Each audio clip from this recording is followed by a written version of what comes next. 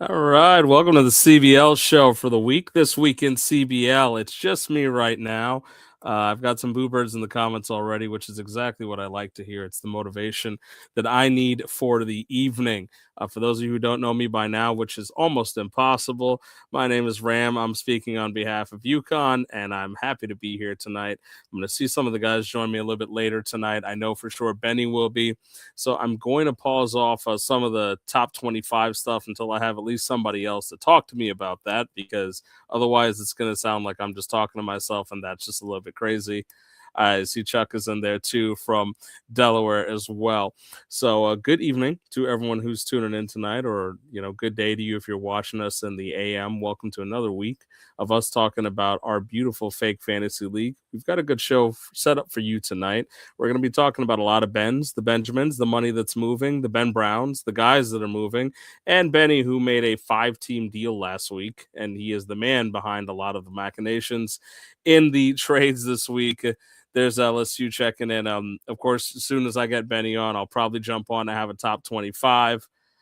Looks like I've got Peter from Rutgers in too, so I'm going to put him on. Let me see if I can. Can you hear me? Home. Yeah, you're driving home, I'm assuming, Peter, but I know that you're jumping in on behalf of Rutgers. Yeah, I didn't want you to be by yourself. I know it gets lonely up there, and sometimes it helps to have even just a faceless voice to talk to. So here I am.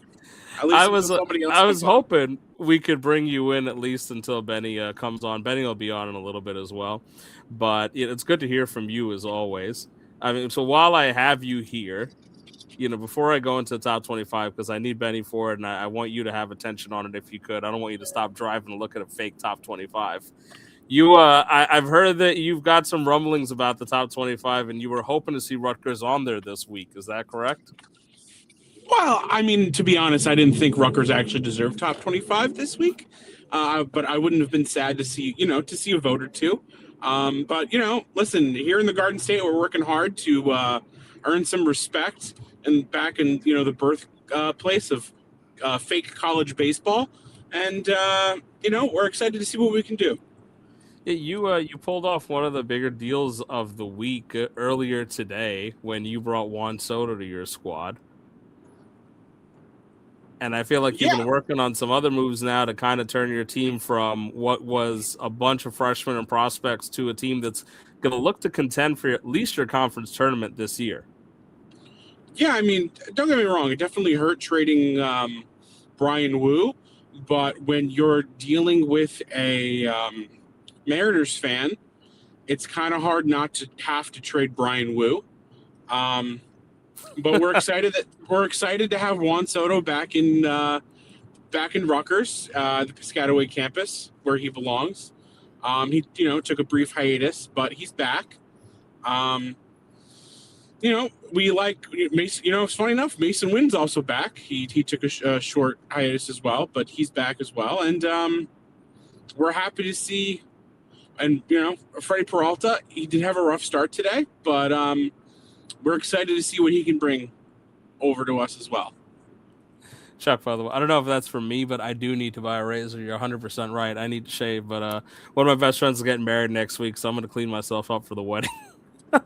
But yeah, no, I for one, I'm very happy about your moves, Peter. I like that you're kind of putting the gas into action here. You're figuring some things out, and you're kind of pushing. I feel like it's a lot more fun to compete in this league than rebuild, right? Oh, absolutely. I mean, I don't have to.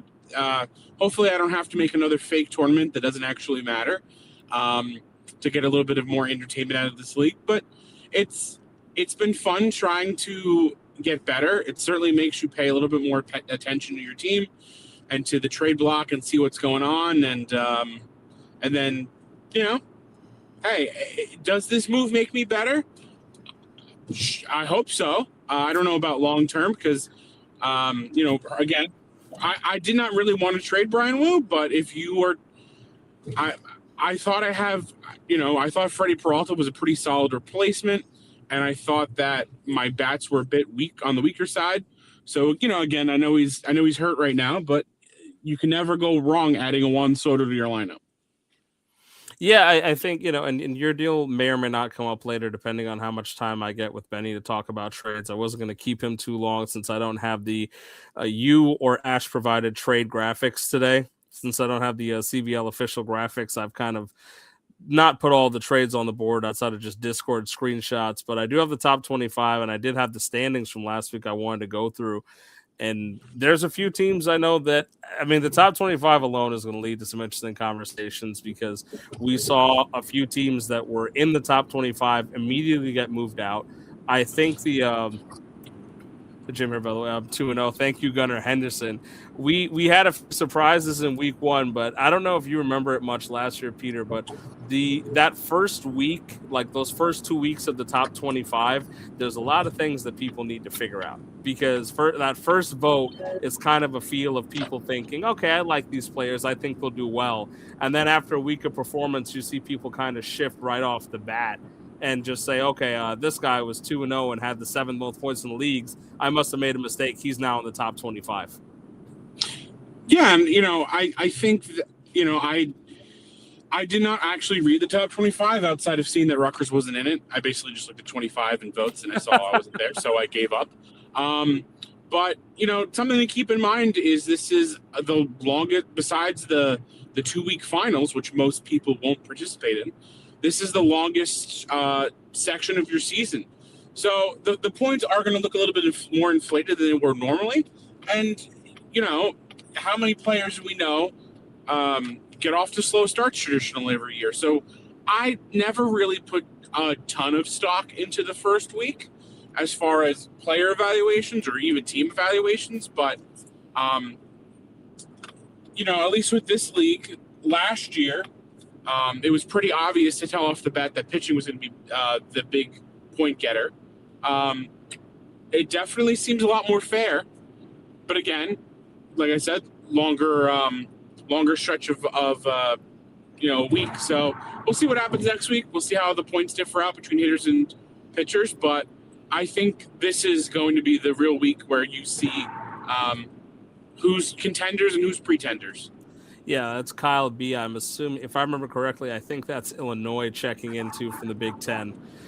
Corn standing up. That one's for you, Commish. Oh, hell yeah, Corn. Yeah.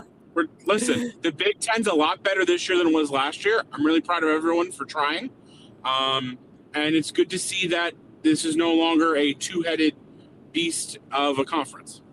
No, I mean, last year, and these two names are still at the top. I mean, speaking for your conference specifically, Penn State and Indiana State were kind of duking it out last year at the top, and they're right back there again, both of those teams starting 2-0, and they're in the top 15 in scoring. So no surprise there for guys that are very aggressive in building their teams, but you've got some other people who are really making moves, Illinois being one of them, and trying to put their name on the map. Yeah, and especially, considering that this was not a very strong conference last year, there's, like we said, Varno and Andy are going to be there, but you have 6 other spots to grab for. So, and Ram, better than most, just making the tournament, what you can do. So it's cool to see everyone really making a push for those other 6 spots. And who knows, maybe 1 or 2 of us can give Andy and Varno a run for their money for top 2. Yeah, I mean, some who are dedicated watchers might be surprised to know that at the top of the big right now is not Andy or Varno. It is a team that was ranked under both of them to start the year, and that's Minnesota's Golden Gophers. They're 2-0 with over 4,200 points scored so far. They're one of the best teams in the league, alongside Illinois. The Terrapins are also 2-0. The Wichita State Shockers are 2-0. And also on top of that, Michigan State Spartans started as a ranked team number 24. They went 0-2 last week, and now they're facing you, and they're going off with Rutgers. So how do you feel about that, facing a ranked team in your own conference in terms of, as of the moment, a ranked team in your conference? Well, since I started playing them when they were ranked, I'm going to consider them a ranked opponent. I think this is a huge test for my team. If we beat a team that was ranked in the top 24 when the matchup started, I think that tells me that I'm headed in the right direction as far as what I'm doing. And, then it becomes the fun game of how far is tinkering before I ruin it. So hopefully I find that balance. And that Rutgers can pull out the win. All right, I am gonna patch in Benny now too. It looks like he's able to get on. Benny and the Beavs, the Oregon State Beavers, are here to talk ball. Benny, how are you doing on this fine evening? Oh, it's been a day, fellas. It's been a day. You guys hear me okay? It's a little bit choppy in Yeah. the background. I can hear some background noise, but I can hear you pretty clearly. Is it better now? Much better. All right. Yeah, it's been a day, fellas. But we're here. We're live. We're kicking. We got a lot of rain. So basement flooded. So we got no studio, nothing to record. So we're just live. So we've got another. I guess we're waiting another week on that Benny the Beavs face reveal, to my understanding. Yeah. I'm actually about to pull over. I'll hop on, but it's dark. But yeah. No, basement. We had like 3 inches of water in the basement. It's always a terrible thing when we've got real life interfering with our fake sports. Big facts. Yeah. Yeah, I hated this doors. I think, but Benny, you missed the intro. I said that we were going to be talking about a lot of Bens tonight. The Benjamins, the money that's moving in the trades, the Ben Browns, the guys that are moving in the trades, and Benny himself, the guy beyond most of these 40 to 50 trades that get made per week in the CBL. And I, at some point, was going to bring up the 5-team trade that you made last week, but so much has happened in the last 7 days that it actually overshadowed the fact that you made a 5-team deal in the CBL, the first time we've had that happen in our 2 years of the league. Yeah, I don't even remember that one. What moved in that? Oh, that was Crochet to Varno at Indiana State. That was a fun one. Man, let me tell you, my commissioner, Cal, over there, got cold feet on me like 5 times. I mean, granted, look, we haven't, by the way, there's Ed jumping in for the night. We haven't had Ed, by the way, on behalf of Indiana, also in the Big Ten. So we're getting a lot of big representation tonight.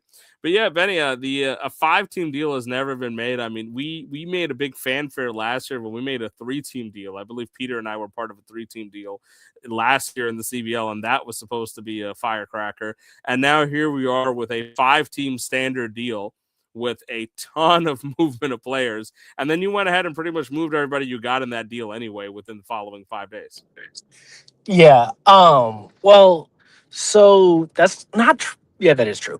But I think the most amazing part about that trade was there's only one prospect moved, and I would say not only was it a 5-team deal, it's probably the most star power deal that I've seen moved in like anything. When you come to like the names, like you had Roman Anthony, Crochet, Julio, like you had some real names moving around. It wasn't just like Fab and Jordan Walker. No, I was trying to actually get it in one screenshot, but I could barely do that because there was just so much going on in terms of the 2 deals. And it's 5 full teams. I mean, I didn't know that Fantrax could handle that, if I'm being honest. You guys were putting a lot of faith in the system to be able to manage what was coming up and moving 5 teams worth of players. I took Dave out to lunch. I'm glad you did, because otherwise I don't think that was going to work very well. If Fantrax couldn't handle all waiver claims, I didn't think they were going to be able to process a 5-team deal. But luckily we were able to get that one through somehow, some way. When let me know when you're able to actually sit and look at the screen, by the way, because I don't want to put up the top 25 and you can't actually see the screen yet. Yeah, I can see the screen. I'm pulling off right now. So if you want to get it going and launch it, I'll be ready in 15 seconds. All right, cool. So I figure that, again, we won't be talking too much trade tonight because of the fact that I don't have the beautiful graphics that Peter and Ash normally provide. And I also don't want to keep the guys too long tonight. We ran pretty long our last week.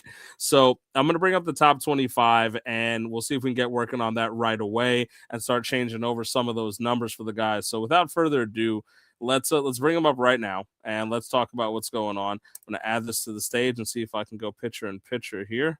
And yep. All right. So I'm going to full screen here. So I won't see the comments for a second, but this is this week's top 25 managers poll. So a couple things that I want to tell people right off the bat. as of now, we had 11 voters this week. So we got a little bit more of a frequent amount of voters than we did before. We're hoping to keep that going and keep it going up. Again, if you're looking to be part of the top 25 voting, reach out to your commissioner. But as you can see, the number to the right of their conference symbol is the amount of first place votes that each team got. For example, Illinois State Redbirds at number 1 again got 6 first place votes this week, 2 for the North Texas Mean Green, who came in at number 2. You can also see, as it speaks for itself, the arrows going to the further right of those votes that show whether they stayed stagnant or they moved up or they moved down for the week. And I was alluding to Peter and Rutgers campus a little bit earlier about the fact that this week is usually the one where we see a ridiculous amount of movement. People overreact to week 1. They start doubting their own reads on teams, and they don't know necessarily if they were right, if the teams just underperformed, and they kind of just align with where the standards are going to be and the standings. So you're going to see right off the bat here, we saw some big jumps. We saw some big jumps up and down of either way. We saw some teams that were recently ranked that almost made it back on that couldn't. The biggest jump up in this week was a tie, because it's a little bit more than a tie because both of them were off the top 25, but Seton Hall kind of takes it. They technically, it says 32 spots, but they jumped from being off the rankings all the way up to 17. Georgia Southern Eagles were also off the rankings. They jumped up to number 11 after a really strong first week. The Portland Pilots moving up. It says 32 spots, but again, they were just moving off the top 25 into the top 25. They're in at 21. Tulane also jumping onto the top 25. And honestly, as you see Syracuse and Maryland on the back end of the 25, we're going to see a lot of movement like this again next week because, again, our voters might be a little bit overreactive. They might turn around and say, all right, these guys are not going to work out. We don't like them. They're not the flavor of the week anymore. But towards the top, we saw a lot of the familiar names. Now, Illinois and North Texas staying at number 1 and number 2, stagnant. The only change there is that Illinois with a stronger stronghold on the number 1 spot with 6 first-place votes. Minnesota's Golden Gophers, as alluded to before from the Big, getting 2 first-place votes, 1 of 4 in the top 10 for the Big Ten. Minnesota, Illinois, Penn State, and Indiana State neck and neck, number 4, 6, 7, and 8, only being split up by the ACC's darling Duke Blue Devils coming in at number 5, a 7-rank move up from where he started. My own team rounds out the top 10, and the UConn Huskies have moved up 6 spots. Georgia, of course, as mentioned before, at 11. And we saw some names move off. Bryant Bulldogs with one of the steepest drops. I think personally that's something that's going to change. They're going to make it back in the top 25, but they moved from where they were number 6 all the way down to off the top 25 because of an 0-2 week. We did expect some kind of correction there because, again, even as a ranked team, if you go 0-2 against the league average and you lose against your opponent, the voters will punish you for that. LSU dropping out of the top 25 as well. The Arizona State Sun Devils dropping out, Delaware dropping out, Wayne State making a late push to make it on to the top 25, but not enough yet. Benny, you have traded with just about every single team on this list, whether or not you want to admit it, right? So do you have any thoughts about some of these teams? Any of them stand out to you? Do you remember anything that you might think, hey, this is an interesting thing, or any teams that you want to touch on here? Yeah, it's crazy that Bryant dropped so far. Like, I get you went 0-2, but what are we doing? I mean, look at his team. It just I was talking to ASU about this, about like Cam Schlitter's good, but are we really gonna just boost a team because he had 140 points in week 1? And that's kind of what it feels like we're doing on some of these. I mean, I'm happy for everyone. But also, like, Bryant fell from 6 to out. I mean, maybe at the back end, but Duke's a unit. I would say, that those top 2, rightfully so, right up there. Minnesota, honestly, like, good for him. I remember us chatting in the offseason a few times, and he was like, I'm just going for it. And I think Ram, you and I talk about that. Like, it's nice when it's cool when someone's going for it, and Right. It's obviously paying off early. I'm trying to think. Hawaii too. That's a really unique one because that team is really good. And Yeah, that team still Hawaii, has an ace in the cards, though, they because have a they're dual not going owner. to move. They're not going to move him yet. I don't know if they'll move him ever. And maybe it's just me hoping they'll move him. But they still have a freshman Nolan McLean out there that if they want to make a run, that that could fetch you something nice. That could make you a real unit come the deadline. But you saw UTSA make a big offer in that Judge fleece free, and you kind of just work through it. As you kind of work through some of these teams here, there's some really good teams up and down the board. Obviously led by Illinois State and North Texas. Um, did Auburn? Excuse, I don't have the. Did Auburn go 0-2 or 1-1? I will tell you right now because that was all something I was going to discuss. That Auburn, let me find them on here because they. Let's see. I'm just going to share a screen in a bit here, but it's going to make it a little complicated. But they went 0-2 and Michigan State went 0-2. I think they were the ones that suffered the most in terms of that ranking loss because they went 0-2. I'm going to say Auburn went 1-1. I'm going to confirm in a second. My eyes are struggling. Auburn went 2-0. So they actually did go 2-0, but they're on the tail end of scoring for the week. Yeah, but we went 2-0. I mean, I get it, but like, you won. Right. So I don't. It's interesting. I mean, it's solid, right? It's all going to change. I think you got a lot of risers, a lot of fallers. This is going to be the biggest week. I mean, you lost some teams out of the top 10. Again, the most surprising, especially LSU, because they made a big trade during last week, and they still fell out. And I think when I was going through my rankings, that was also part of it for me. Is like, not only what did they do, but what did they add? I mean, Cal Poly got real good, and not only did they win, I mean, and kick the living shit out of. I mean, I don't even think they won by a million, but they just scored a shit ton of points. Mm-hmm. But they also like added Soto. Yeah, I think one of the things that gets lost in the voting, and not even just I don't want people to feel like I'm attacking them here because when I attack people, they know this is not one of those. But I think one of the things that happens is that people tend to look at the performance of the team week to week and not realize that if there was a big trade made, that hey, they got better. Like I was looking at guys like Auburn. I think Auburn added Senga this week too. For basically nothing. And there were some other deals that went on that I was like, hey, these teams just got better. Regardless of the fact that they did so and so for the week, they just went ahead and they bolstered their rankings. And for me, that keeps them up there. And there's some guys over here, like you mentioned Cal, and I'm going to mention Gonzaga too, because Gonzaga was ranked number 3 coming into the year, and they're now at 18. Cal was ranked at number 5, and they're down to 15. And in my opinion, that's just not going to last. Yeah, I don't mean that in a bad way. It's just the idea of these guys are going to go back into the top 10 for the most part to me. And I don't mean it as an insult to the other teams. I'm not trying to call you a flash in the pan. I feel like what we've seen year over year so far is that the guys that we think are going to be good are probably going to be good. And I believe that a guy like Cal is going to have his team stabilize and he'll be fine and he'll creep back into the top 10. Same as Gonzaga. He built up pretty well.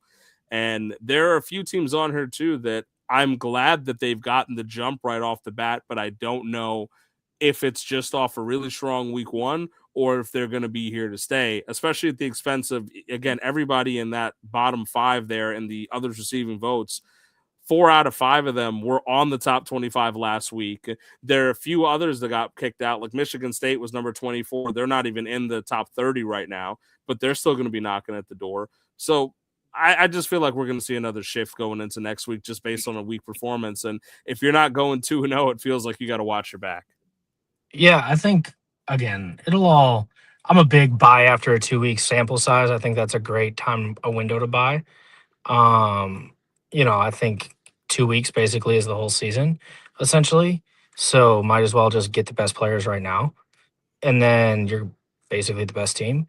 So yeah, season's over. Great work.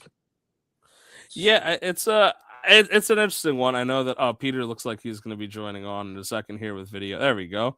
So I've got Peter on screen as well. I love that Mets app, by the way. Not even just as a Mets fan, I specifically like that color fun. But you've got the top 25 in front of you here, Peter. Our friend number 17 right now, the Seton Hall Pirates, are making their first top 25 appearance. He's finally going to get a number next to his name. And at 19, he can't join us today, but our fearless leader, Ashley Finn, the Louisville Cardinals, making a top 25 appearance. They received some votes last year, but never got this kind of ranking. So we've got Ash on there. We've got Luke on there. A lot of new faces on there too. Kentucky, which was a buy-in from if I remember correctly, they were a dispersal team, and they put their team together on the fly, Kentucky, and they were able to make the top 25. So good on them for being able to make that happen. And so, Peter, what do you think? So was Syracuse. Syracuse was a dispersal team. And I'm trying to think, was Georgia Southern a dispersal team? No, Georgia Southern was not a dispersal. I can tell you that for sure, but you're correct about Syracuse and Kentucky.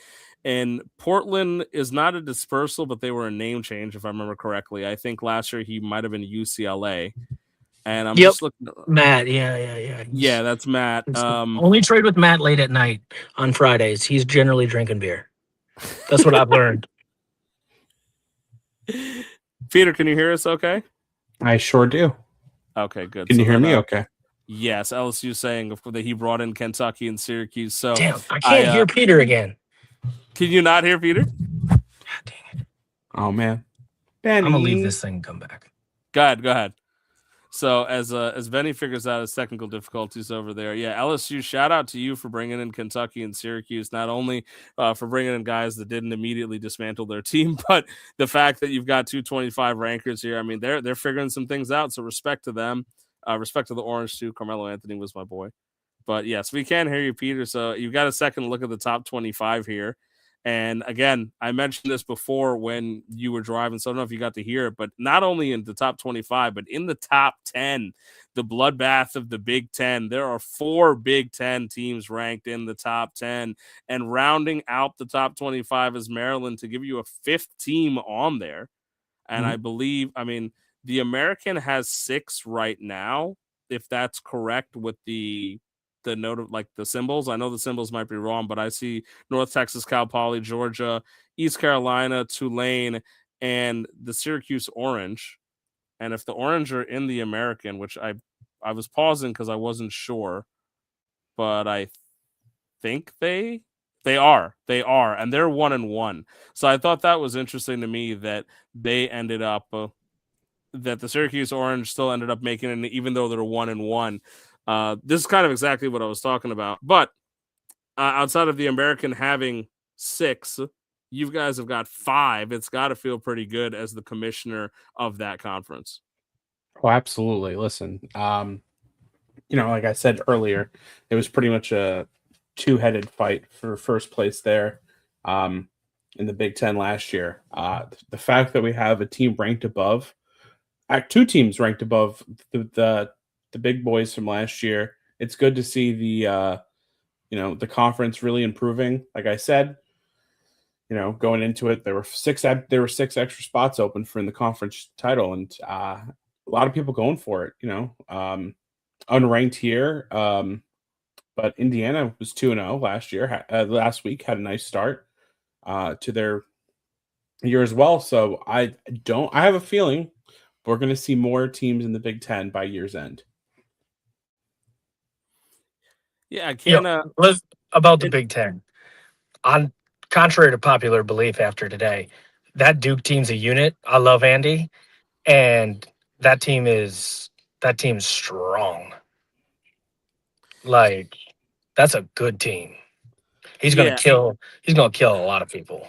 And these are motivated managers too. I mean, Varno representing Indiana State almost went undefeated last year, if not for Peter's Mets having a run where it was a really rough week for Varno where he faced Peter's entirely Mets squad, and the Mets had one of the best offensive weeks in the entirety of the MLB. So it just worked out badly. But he and Penn State were a big fight. I assume that Minnesota's kind of being the silent assassin right now in that regard because of the fact that he hasn't said much. He hasn't trash talked much. He's just kind of showed up and done business. He was ranked to start and now a top 5 team. He was 2-0 and leads that conference in points. I think that's going to be an interesting team to work for. Luca, the commissioner of the Big East, jumping in saying the UConn ranked 10th, such a good team. Did you know they won the Big East tournament last season? That indeed did happen. I heard rumors of that once or twice. The Big Ten, I will say one thing when you look at the rosters, they are so junior and senior heavy, though, that if you are a younger team that has any bit of talent, you hold on to that and you just like laugh at everyone in like a year or two because it's going to be really ugly. I mean, granted, everything can happen, right? I mean, I had like 5 players going into the offseason. But I think it is quite hilarious to watch, like all these senior laden teams. And then, there's so many of them in the Big Ten. Andy, listen, I respect your Penn State and the Nittlands. I'm just excited to see so much Big Ten representation here. So it's not taking away anything from your team. Your team is fantastic. I'm just proud of the Big Ten as a whole. Yeah, I think you should be, honestly, because again, them and the American are just built with, and Benny's right about the fact that there's a lot of people who are essentially on elder statesman contracts there. But I think when you look at the fact that we've got 8 conferences, right, and in the top 25, if you're telling me that 1, 2, 3, 4, 5, 6 are coming from the American, 5 are coming from the Big, that's almost 50% of the top 25 coming from 2 conferences. That's a pretty impressive breakdown when you think about it. And if you look at the rest, I mean, we had a funny thing last year with the Big 12 because Dallas Baptist, of course, was our number 1 throughout the entire year, and he kind of ran roughshod from the Big 12. We've got a similar situation too, where we've got 2 teams coming in the top 25 from the Big 12, and that's it.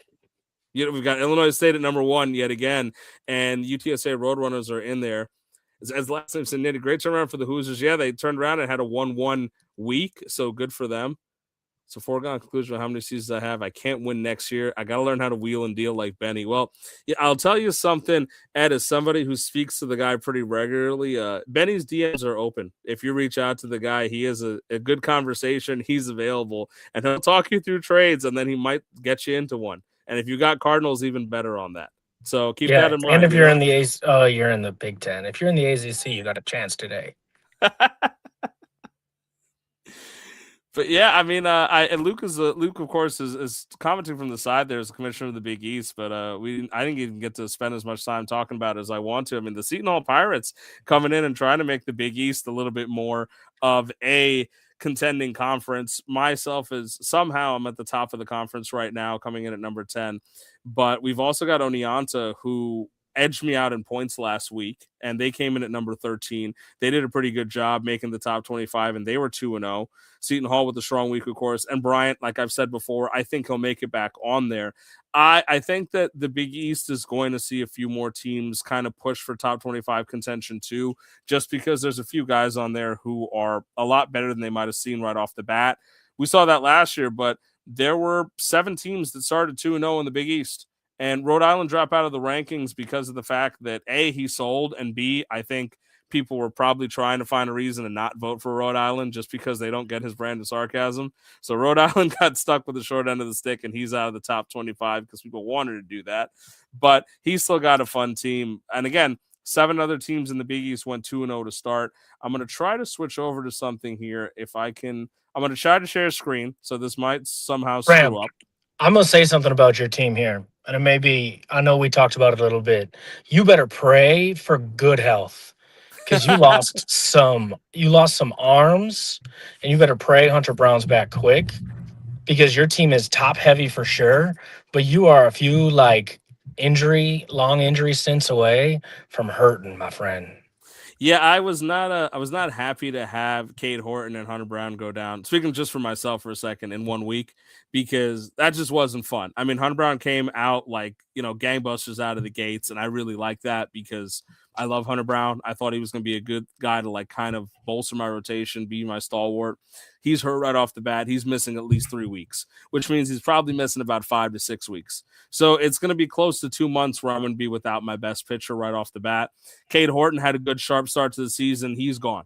And I traded him off for some fab because he's gone for the season. So right off the bat, those are 2 guys that I thought I needed to count on. But, being honest with you, Benny, I mean, it's all luck to me. And I don't mean that in a bad way. It's just the idea of like I could end up with injuries from guys who are never going to be hurt, and I've just got to deal with it.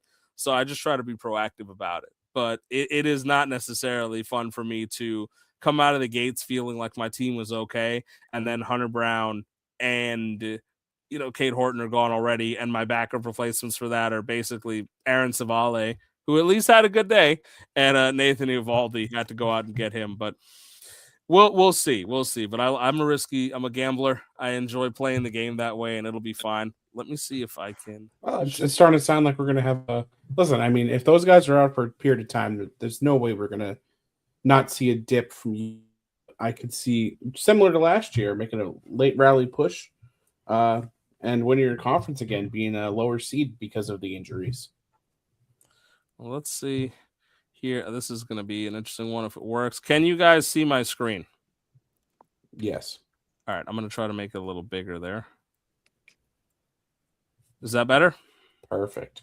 All right. So, and I don't know if my Discord notifications are coming in, so I'm sorry if that's showing up or not. But right now, so one of the things I want to point out, some of these numbers are a little bit too up to date because they're not just based on week 1, right? But we had, and I'm going to scroll down here to show everybody just for the sake of it, we had 50 teams go 2-0 last week. What does that mean? So everybody played last week, right? We have 128 teams, which means 64 wins were guaranteed, and the others were not. And meaning that hypothetically, 64 teams had a chance to go 2-0 last week. 50 of them did not. Some of them went 1-1, which means they either won against the average or lost against their team or vice versa, right? But there were 64 wins on the board because of the matchups, and then the league average was a toss-up. So the fact that we had 50 teams go 2-0 means that there is some barrier here between some of these guys that either won their matchups or only won against the league average and kind of figured that one out. The Syracuse Orange, one of the highest scoring teams there, as you can see there, they're technically ranked 51st because of the fact that they are 1-1, right? But let me scroll up here. Are my Discord notifications coming through, by the way, or no? Is it only showing the... I haven't heard any beeps or anything. Okay, perfect. I just want to make sure because I don't normally share my screen, so I want to make sure that I got this right. But if you look here, I mean, you can see the top few teams for points scored. The top 14 teams for points scored right now: Illinois, Minnesota, Hawaii, Duke, North Texas, Cal Poly, Oneonta, Vanderbilt, who didn't make it onto the rankings, but a very, very talented squad, Penn State, Seton Hall, Illinois, UConn, Georgia, and Indiana State. These guys all 2-0. Isn't Vandy ranked? I think Vandy's ranked. Like 17 or 18, I thought. I'll pull back for a second. Let me double check here. I got it up. I'll look. No, it's okay. I gotta, because I don't think they did make it. They're on they're 16. Yeah, I'm locked in. Watch out. Yeah, you're good. Don't worry. All right, so let me pop back over here. Don't slight Vandy now, though. The great comment. No, they're good. All right, let's remove this and let's go back here. All right. So, of course, Vandy, again, a ranked team, so I apologize. I messed that one up. But you see these top 14 teams are 2-0. But right here, although it says 51, the 15th ranked team in points right now in the nation, the Syracuse Orange, and the 16th ranked team, the South Alabama Jaguars, who went 1-1. So as of the moment, this includes, of course, Monday and half of today, because we're at 10 o'clock today. Some of the games have gone off. So it's not a perfect science, but these teams, although they went 1-1, Syracuse made it onto the rankings. South Alabama didn't, but almost identical in what they were doing in points. And South Alabama actually facing a few more points ahead than Syracuse. So keep that in mind, folks. But as we go down further, you can see here a lot of the other teams kind of just 15, 16, 17. These are generally almost all aligned with where they are in rankings. And we got to jump down to the Washington State Cougars, 53rd, who were also one of the unlucky sets that scored a ton and did not make it. But you got a bunch of guys here who also went 2-0 who might have gotten a little bit lucky. Cal has said it himself. He feels a little bit lucky. He's all the way down here in points scored. We're towards the 50s there. where number 5 or the formerly number 5 Cal was ranked, and he managed to scrape out a 2-0 week. There were some guys that feeling that they just couldn't get that going. Arizona's down there as well. Auburn a little bit lower on that list too. And I'm going to keep going down here. Not that bad of a showing here for the Oregon State Beavers, who have constantly improved over the last 7 days. I mean, are you looking for a 2-0 week this week, Benny, or do you Nah, think that's Utah's good. I had 5 starters today, and I couldn't even make up I made up ground, but the Cardinals suck. Yeah, we got some other teams here that North Colorado Bears were the lowest ranked of the 2-0 teams down here. I think that's the last. So statistically, the North Colorado Bears were the luckiest in that way. Yeah, nobody else won games off that. Baylor went 1-1. Musketeers went 1-1. Yep. Michigan State, of course, one of the ranked teams at 0-2. That's why they fell out of the rankings. And They're doing good this week. Ram, can you scroll up though to I think it's like right around 40-ish where Texas is at. This caught me. And so he sold all of his pieces after the dispersal. And there was a minute there for a good portion of last week's matchup that he was in like the top 20 in points. Yes. And I get it. It's like small sample size. It may or may not be fluky, right? Like one big game can change it. But like also he's still in the top 50 in points, which is pretty, I mean, for a guy who I'm sure was essentially, I don't want to say mailing it in, but like I'm going to acquire prospects for my good bats, MLB players, to now be top 50 in points.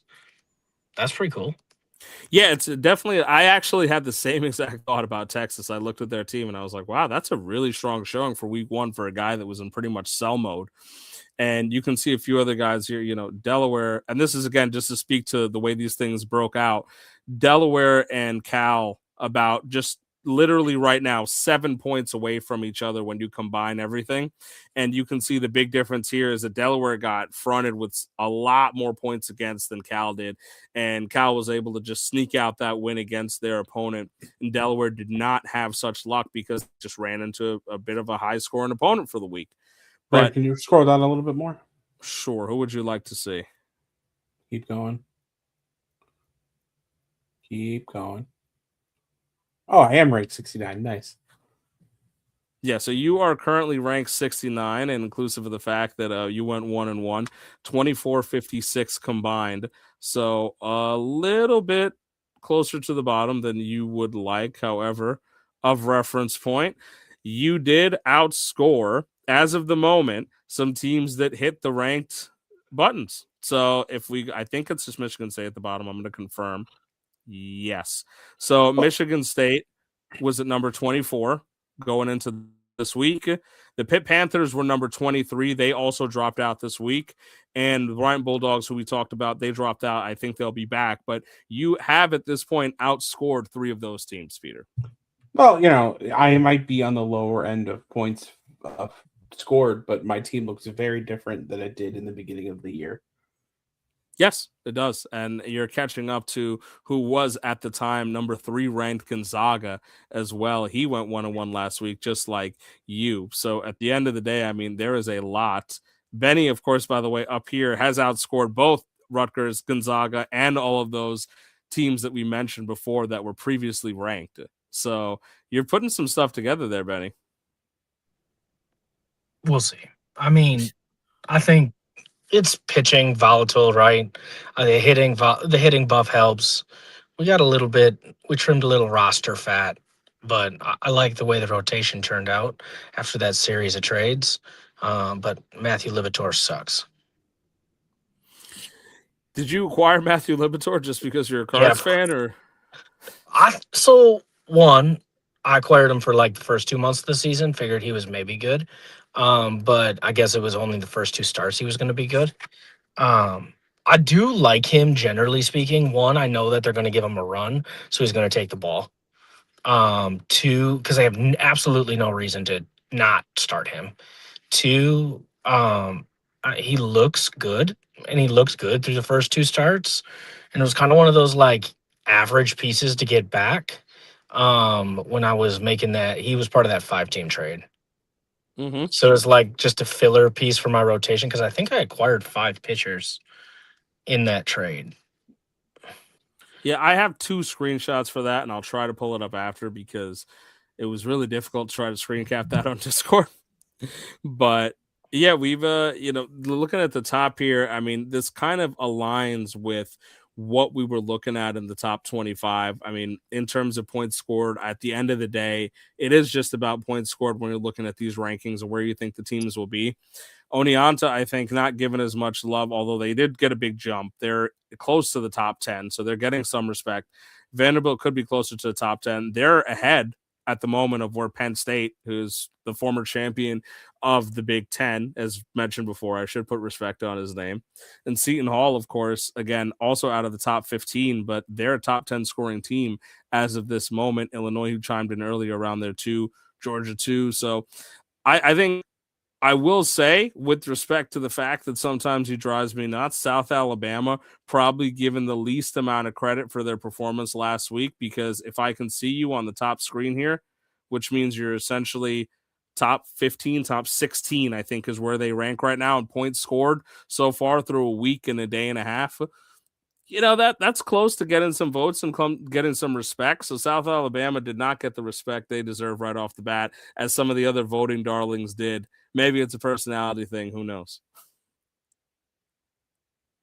Was Vanderbilt also a team that was in the dispersal, Benny? Do you remember?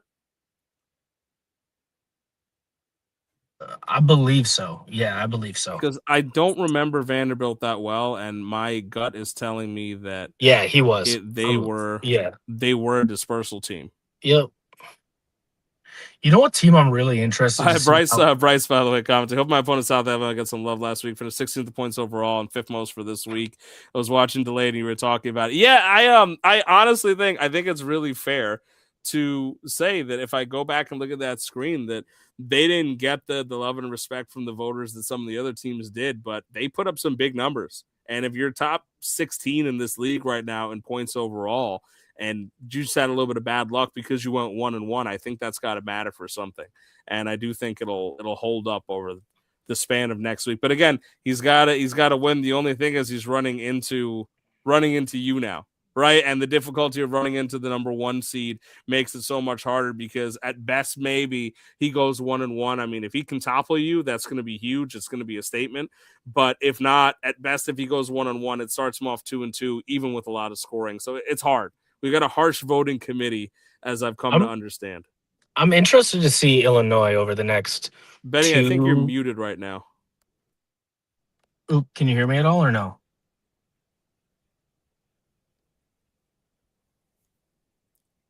Hang on a second. This might be me. Peter, are you still there?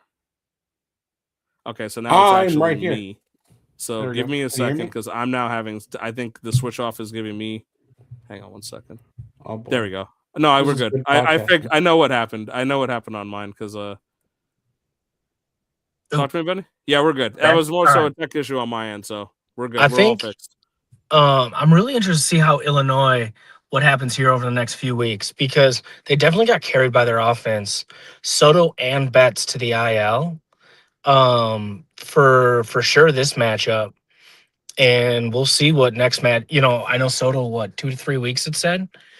So I'll be interested to see how he fares there. I mean his lineup's still loaded, so I'm not overly concerned. I mean I wouldn't be if I were him. It'd just be super interesting to see. But he does get Saya back. I think that's going to be relatively soon here. So here's I was going to go into something here and kind of pick you guys' minds on it too. It's again just 1 week and a half, right? But I'm going to share screen one more time here, where I show the breakdown of the way the points were scored, right? And so let's share here. Let's switch over. So you guys can see this, okay? Yeah.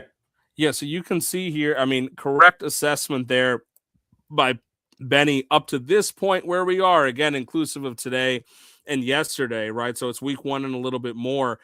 Illinois State, number 1 there. They got a lot from their hitting, 1,070. That's 3rd most in the entirety of the CBL. Shout out to Illinois, who clearly has decided that pitching doesn't matter as much. They had a massive performance so far from their hitting, 1266 overall, and only 500 from their pitching. So they had a strictly, like, their hitting was classes ahead of everybody, and they had a lot less on the pitching side.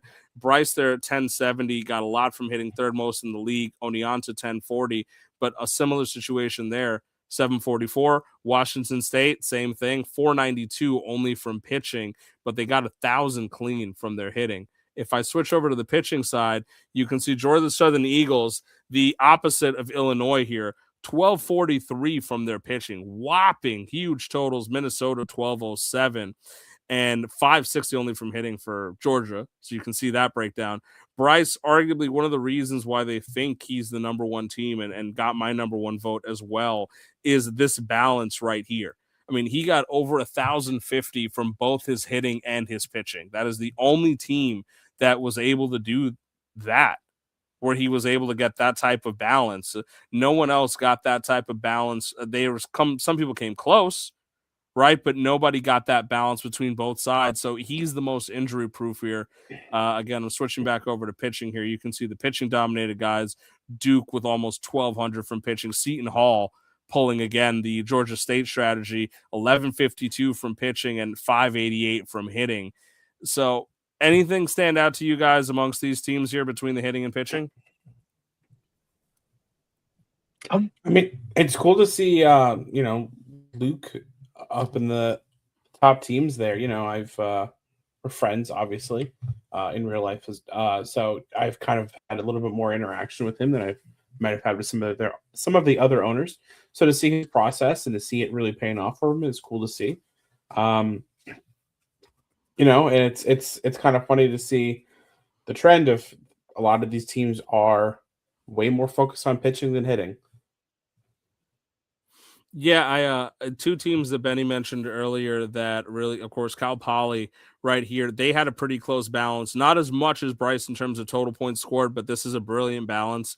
863 from hitting and 959 over on the pitching side. And South Alabama need a little bit more juice on the hitting side, but 1,000 from their pitching, 735 from hitting. I mean, those are great numbers.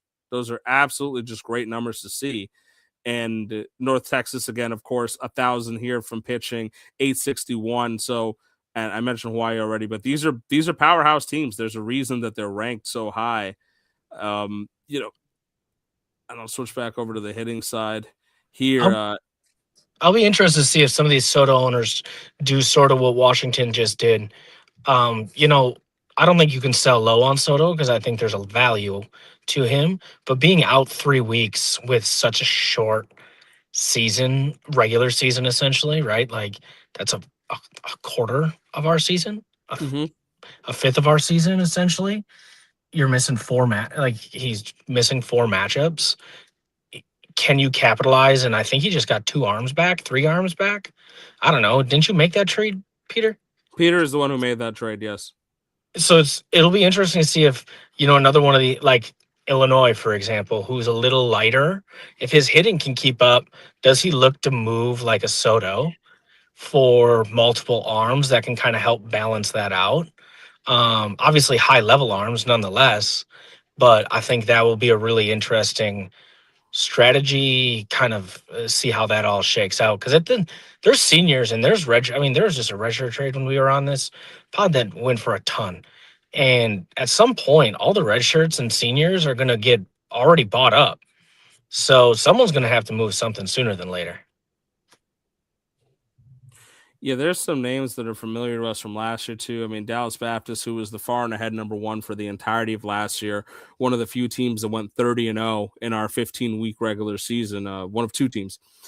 You can see here, last year's big strategy was all these big aces, and you couldn't contend with the pitching. This year, it's a little bit of the opposite. His hitting has outpaced his pitching so far, and I don't want anybody to think I'm not I'm skipping over them or anything. It's just you can see some teams put together really good performances on one end, like 914 from Texas A&M hitting on week 1 is great. Just 390 from pitching. They may have to balance out a little bit more, right? And East Tennessee State here, 1,000 from their hitting, only 583 from pitching, more than Illinois in terms of the pitching, but Illinois got over 1250 in hitting so far, is leading the pack. You can see here 2 fantasy points per game, just based on the amount of players that are out there, just to show. Illinois State, 10.14 fantasy points per game with 219 games played. I mean, that's insane, right? I mean, he's right around the middle of the pack in games played. If I go up here to, you can see here, he's still around here, but there are teams that have more than him. It's just, again, 10.14 per game right now, leading him to be the top point scorer. Duke and Minnesota having really good averages. Surprisingly, up here, even though he's trying to move off and sell here, again, is Rhode Island. I mean, it shows the quality of players that are on his team. He went 30-0 last year. He's not pushing right now for whatever reason. He has decided to not do so. But again, 9.33 per game and only 158 games played. He is essentially rocking that. Like, he's going out there and still his players are performing. Hawaii again showing up, Georgia showing up, Columbia, who didn't get a crazy amount of love because their hitting has not been so high, they're up here too. North Texas, Cal Poly, Seton Hall again with averaging points per game. These are some guys you would expect, but you know, your point to what you were saying, Benny, I mean, there are going to be some guys that are going to try to switch this around. I mean, balance might be the key in this league. And so it might come down to somebody saying, hey, I might want a little bit more on the pitching side. I might move one of these big bats. And we're going to take a look here. I just don't think you can. And again, I was 0-30, so I was just shut up in the corner, basically.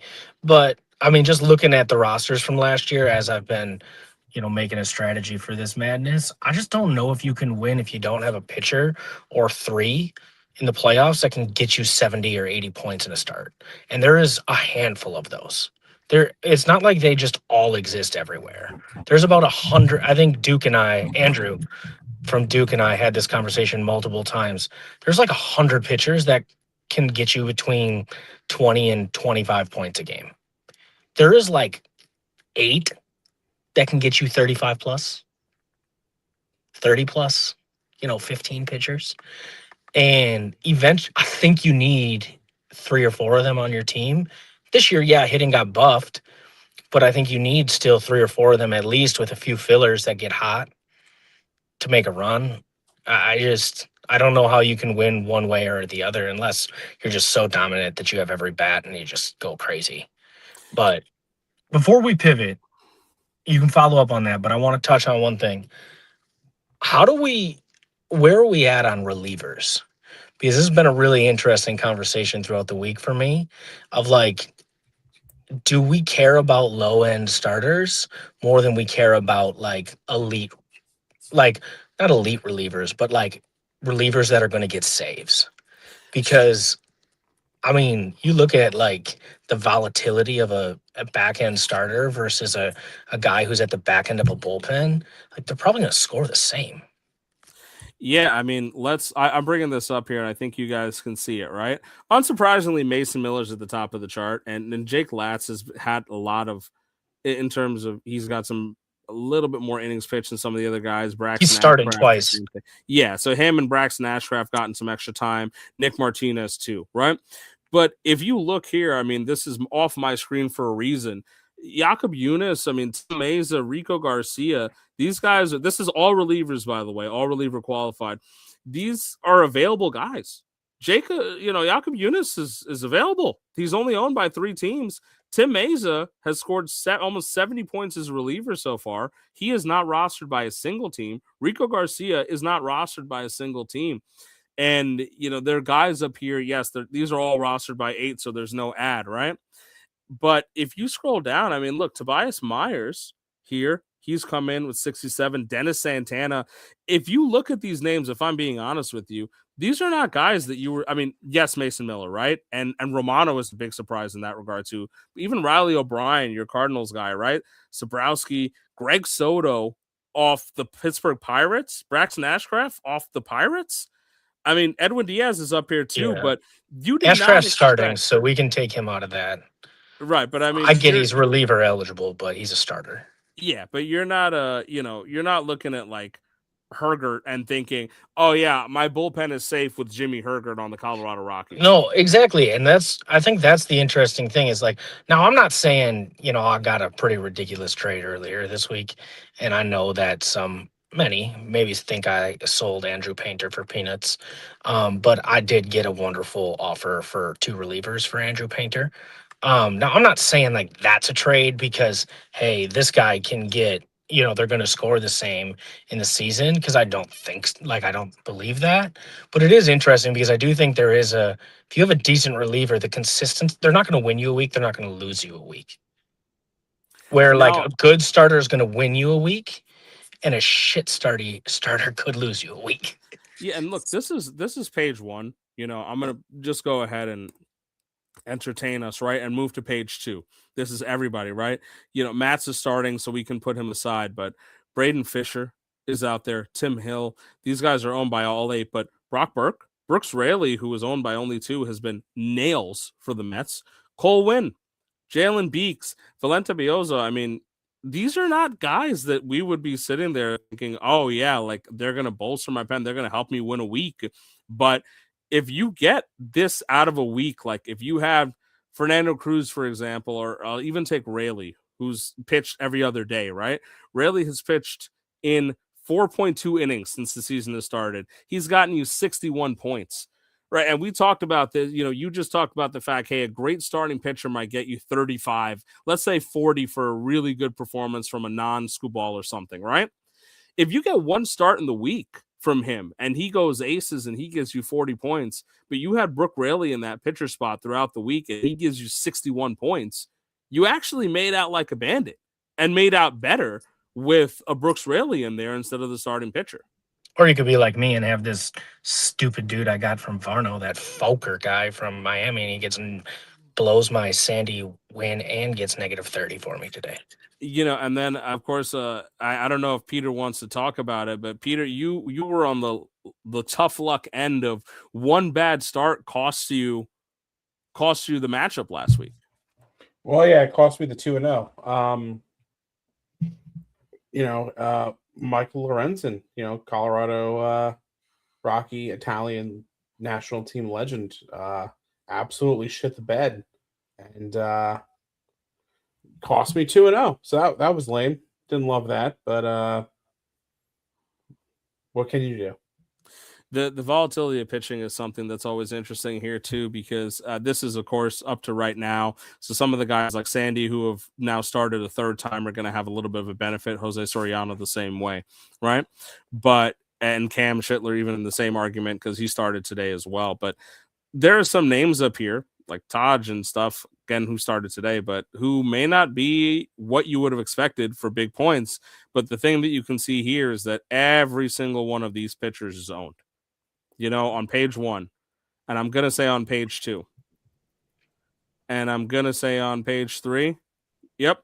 So you can't get a starter and we've gotten down to now we're on page 4 of starters, and the guys that are available are Antonio Senzatella, Valente Biozo, both Colorado arms, by the way, Javier Assad, and Oswaldo Bido, right? These are not guys that necessarily inspire confidence, but it's much harder to get starters in this league. But again, the first page of relievers, there are some guys that have been useful. I mean, not to give up any of my secrets, but Jordan Romano was a guy that I wavered in on day 1 because his stuff looked really good. And I was like, okay, I'm going to go for it. And he's helped me win right off the bat. Riley O'Brien was available for a lot of people too. And I can promise you that Greg Soto was also available.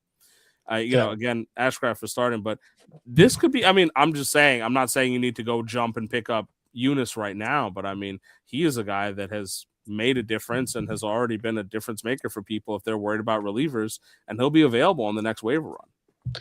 Yeah, it's definitely an interesting strategy. And I mean, like, I don't think you should have maybe necessarily like bench relievers because I do think you still need starters. But having your entire pitching, like I've tried to take my pitchers to load up, have all starters to cycle through and then just go with relievers. And I don't know if it'll work. Who the hell knows what's going to happen? Everyone could get Tommy John tomorrow. But at the end of the day, like, it is interesting to see how it all naturally stabilizes itself. And then a reliever loses his role and then it doesn't matter, or he gets hurt and then he doesn't come back to his role. But you could say the same about a starter. And it's an interesting play. I do just think like the Mason Millers, Chapman's, haters, like those guys that are solidified are worth something. But I don't know if I don't know if the rest of the guys are worth something. Here's what I'll tell you too. Let me see if I can make this a little bigger. Can I do 50 per page? Will it work with me? It will work with me. Beautiful. So of all these are the top 50 relievers right now, and a ton of green on the side of guys you can add. And because of that is, as you can see here, I mean, if you look through this category, I'm not going to organize it. I might, but let me see if it'll work with me. Yeah, you've got some guys here who they're saving. David Bednar, 5 saves, leads the league. Edwin Diaz with 4. Duran and Miller, we talked about, are high scorers, right? But look, Ryan Helsley, who sucks, he's over here with 39. Emilio Pagan's over here with 44. Aroldis Chapman over here, 47, 40, 40. I mean, these are not bad, but what I mean is that if I go back to points, that's not all the guys you're seeing here. You're more so seeing the guys who are pitching high innings. Now, obviously, some outliers here in Ashcraft, Martinez, Detmers. These are starters, right? Matz is starting. Griffin is starting. Kyle Leahy is starting. Taijuan Walker is not a real pitcher. Ryan Nelson's starting. Cantillo, Anthony Kay is starting. These guys are starting, sure, right?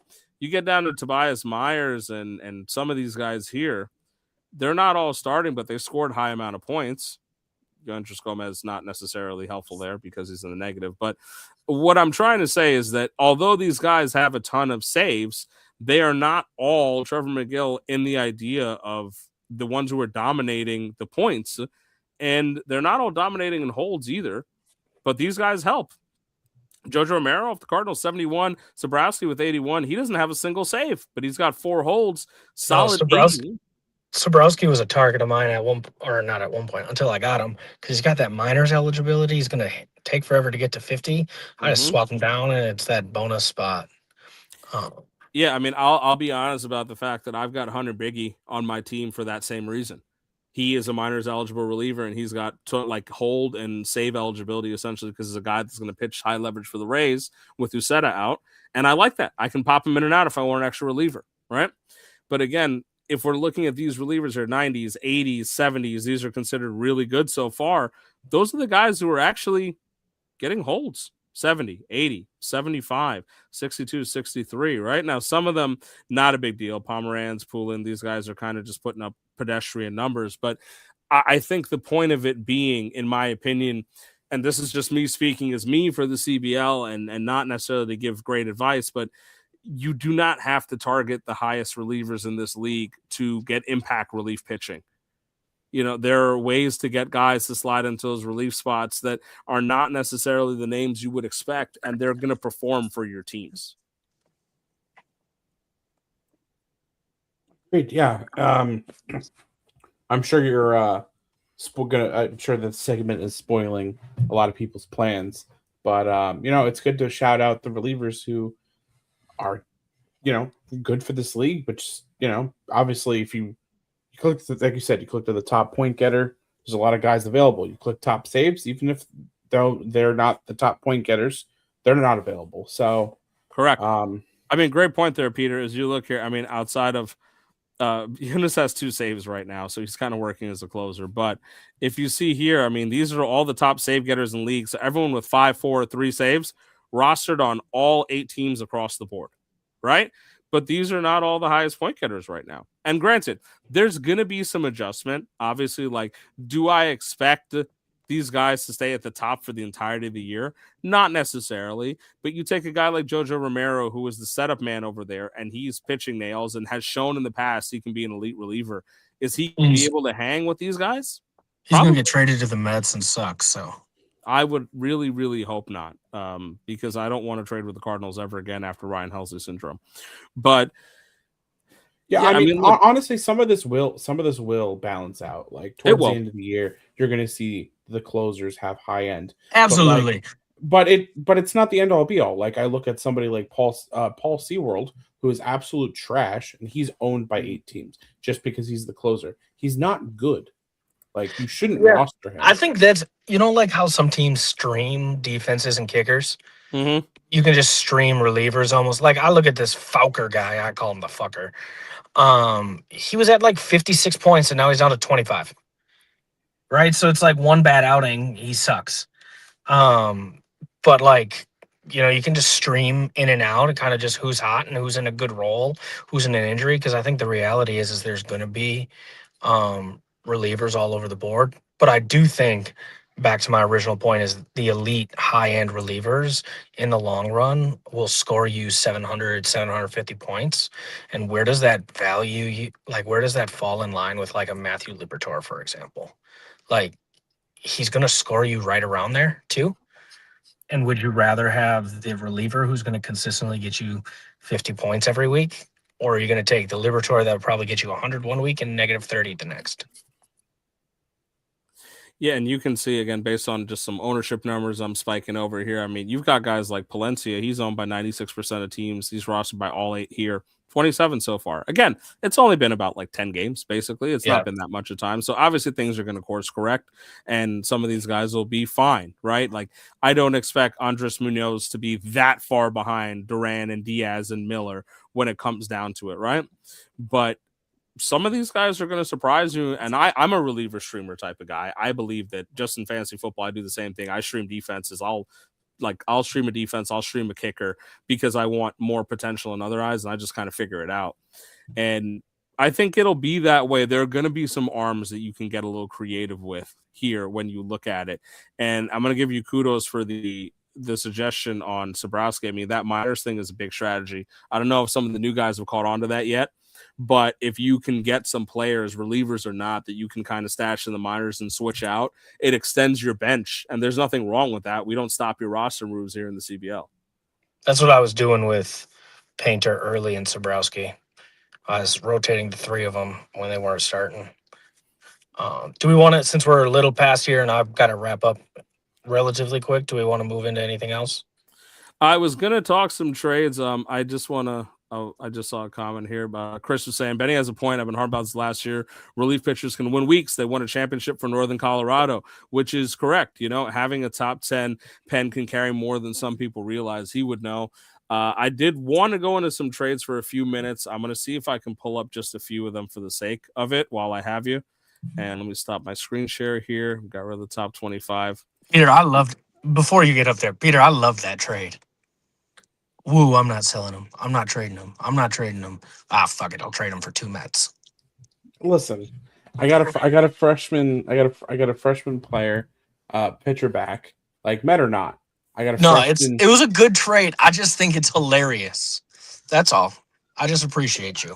And the Prime from speaking from Rutgers here on behalf of the University of Acquiring Mets. He, of course, acquired the most important Met of all right now in Juan Soto. And he also acquired another Met in Freddie Peralta. And Benny, I think, just appreciates it because as a guy who targets his guys in the Cardinals, he kind of feels a kindred spirit in you here. And he must feel pretty good about this. But the problem is the Mets are way better than the Cardinals. Like, I'm targeting shit, and you're targeting good. I mean, so if I was just targeting Mets, then I wouldn't have traded Bo Bichette. That wasn't the point of this deal. He's not even a real Met. He's been there for 2 weeks. Listen, as a Met is a Met. That's not worth. I have, and Bo Bichette and Freddie Peralta might only be here for the year anyway, which is funny, but he'll get Juan Soto for 2 years and probably a red shirt out of it. I don't know what your opinion is on this deal, Benny, but I was telling Peter earlier that I do think that, you know, the Huskies got the better end of this deal for a couple reasons. I think that Wu is a much better pitcher than Freddie Peralta. I know Freddie Peralta's on my team, so I should be nicer, but I don't exactly hype him up all the time. I'm no Mason Wynn guy. Maybe you are for the obvious, but I'm not. And I think that he essentially went from. I just traded him. If we I don't like him very much. Even if you count this as a red shirt for Juan Soto because he's one of the best players in the league, and we say, okay, that's a sophomore Juan Soto for a sophomore Bo Bichette, I feel like you're paying Vinny Pasquantino for the upgrade, and you're still downgrading from Wu to Peralta. So I feel like the Huskies got the better end of this deal, but he got the best player in the deal, which is Juan Soto. I think can you guys hear me? My only question is you seemed like you were like itching to go for it, like itching to get after it, and then like you just now sat back for 3 weeks, essentially, is how I looked at it. Like, you don't think this deal would have been there when Soto was healthy in 3 weeks? I don't know. I mean, honestly, the way I look at it is, as Ram has preached, you just got to make the top 8. And while the Big Yeah, Ten has absolutely. gotten better, I still think that I can afford to wait the 3-4 weeks, I and I'll be agree. okay. I agree. That was my only question though when I saw it come through. Is like, is this something that could have just waited like 3 weeks or two I weeks don't. even? I mean, listen. Take Juan Soto playing for the Mets aside. I don't know if you should take the risk of waiting to acquire a player of Juan Soto's stature if you can get him. Absolutely. No, that's very valid. So I don't hate the trade for either team. I think both teams did well. When I look at, you know, I don't love Mason Win. Like, okay, Mason Win, cool, congrats. Like, you're gonna hate him, you're gonna love him, you're gonna probably get like one good week out of him ever in the history of the world. But hey, he'll win a gold glove. That'll be cool. Freddie Peralta. To me, honestly, Freddie Peralta and Brandon, whatever his name is, Brian Wu are a wash. I know Wu is better. I think the thing about it is Freddie is the ace, so you know he's going to get more turns. Just personally, like he's going to come out, he's going to start right after the All Star break. That kind of stuff. So I do think he's going to get more turns just naturally. They'll still end up roughly the same starts, but you're not risking it if you do make it to the end that you know he's on the last game of the season. He's not pitching or something like that. Wu is in a better park, but Freddie, I don't. Freddie's an interesting one. That was my Freddie. Fun fact. I You know, do have your shocked, hands on half the teams, half the players in this league. but that was actually my one Freddie. I will. I love Freddie Peralta. I'm hoping the Mets let him go a little longer than the Brewers did. Um, and Vinny P, I know you love Vinny P. I think he's good. I also think first base is just a really easy position to replace. Like I that's mean, just me. So Sear has underperformed a little bit this year, but I'm just like, I mean, I'm putting Spencer Steer in that yeah, first baseman spot. I think I kind of like did the same thing when I traded Torque, and I get Torque. It sucked when I traded him and then got good because that's just what everyone does when they leave my team. Um, but like Luke Rayleigh, I picked up off of waivers, and Josh Bell, I got in as a throw in on a trade, and they're decent. Like they're both like I think Bell's got over 95 points. So, and I get it, it's early, but I think it's an easy place to sit and and so many multi-positional players for first base, corner infield even. I think it's an easy position to replace. Much more difficult than getting a quality of Juan Soto in the outfield when you need four of them. Like you only need one first baseman. You need No, four outfielders. that's a good way to look at it. I gotta be fair with you. I like that. I'm gonna pull up one or two deals that also were made. I'm not pulling up the 5-team deal because A, the computer can't handle it because it's too much on one screenshot, and B, I want to keep it quick so we can wrap up in the next The 10 minutes. 5-team deal is basically everyone got what they wanted. That's the long and short of it. Yeah, I mean, I have it. I have it here. You Like see, this is Santa half. Barbara got extra arm that he wanted. Yeah, Varno got the ace. Cool. first half Congrats. of that second of that deal, and then this is the second half. Just for anyone who's looking, for those guys who missed it, it's a lot. It's a lot, as Benny said. Small trade alert though, but switching over there. We I'm don't not have to go into it. It's not that big No, deal. I'm not because it's also just too ridiculous. I'm not going to hold you hostage. I'm going to give you one from Arizona State that I'm going to ask for your opinion of, and I'm going to give you one from Auburn, and that'll be it most likely on the night. So Side Arizona note, State. I don't know if any of you are NBA fans, but I got this game tracker on. I'm a Mavs fan. They stink this year, and the Clippers just went on a 19-0 run to start the game, and I'm getting texts about it. But anyways, back to what you were talking about. Jesus, I got James Wood over here, junior, being moved for a senior Kyle Schwarber, freshman Jameson Talon, and senior Chris Bassett. I mean, seems like an even enough deal to me. I don't really like Talon. I don't really like Bassett. I think there's more upside on the James Wood side, and maybe he could be a redshirt if he really hits, but I guess both guys get what they want here. Arizona State's going for it. I was telling Matt this the other day. Arizona State. Schwarber scares the shit out of me, and I'm playing him 2 weeks in a row because he's Mhm. one of like 4 people in this league that can conceivably hit a home run every single time he's up, and you know it can happen. Like, I mean, like there's guys that you're like, oh yeah, he could connect here. Schwarber, you're like, no, he literally can just hit 4 nukes in a game every single time you play him that week, and it wouldn't surprise you. So I think it's a great get for ASU. James Wood is steep because I don't think either of those pitchers are good. I think those pitchers kind of fall into those high end reliever like piece. Like, yeah, you're going to get a few good starts, but shit, are they even startable in the playoffs? I agree, Peter. What do you think? I honestly, Benny took the words out of my mouth. I mean, Kyle Schwarber's a great get. Bassett, me and Ram have up close and personal experience with them. Kind of low key ass. James and Talon doesn't really move the needle for me. James Woods is good, but if you're going for it this year, out of those 2 players, you'd absolutely want the Kyle Schwarber. I think Talion's more valuable now because his spot isn't at risk of getting, he's not at risk of moving to the pen. Not that he ever was, but with all the injuries, didn't the Cubs just have 2 injuries in the rotation? Like, for sure he's starting now. Yeah, they might be signing Giolito, but that he's definitely at least safe for the time being. Yeah, so I mean, he's at least going to take the ball, where he was probably their 5th starter before that. But yeah. No, it's fair.